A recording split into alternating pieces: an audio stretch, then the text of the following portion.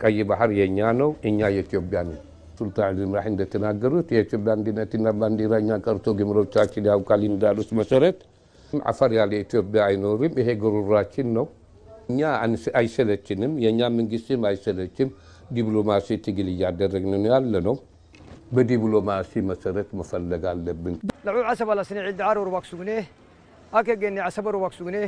ሕይወታችን ከግመሎቻችን ኮቴ ጋር የተቆራኘ ነበር ቀኑን በአሰብ የንግድ ግብይት አሳልፈን አመሻሹን ወደ ኢላዳር እንመለስ ነበር በመካከላችን ያለው ዝምድና ከንግድም በላይ የደም ትስስር ነው ዛሬ ግን ያ ጥሩ ቀን ተለይቶን ታላቁ እዚህ ታናሹ ደግሞ እዛው ማዶ ቀርቷል አፈራ ኢትዮጵያ ማና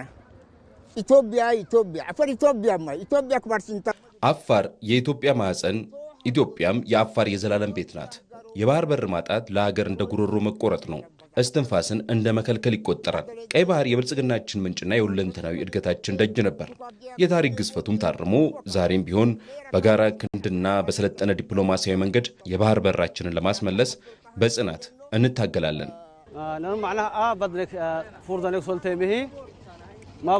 የባህር በራችንን ያጣነው በገዛ እጃችን ሳይሆን በውስጥና በውጭ ባንዳዎች የሴራ ፖለቲካ ተተብትቦብን ነው ታላቁ መሪ ሱልጣን አሊ ሚራ ኢትዮጵያ የመተንፈሻ መስመሯ እንዳታጣ የከፈሉት መስዋዕትነትና የለፉት ልፋት የታሪክ ምስክር ነው በወቅቱ የተወሰደብንን ያለ ፍላጎታችን በግፍ ቢሆንም ዛሬ ግን ያን የታሪክ ስህተት በሰላማዊ መንገድና በዲፕሎማሲያዊ ጥበብ ለማረም በጽናት እንቆማለን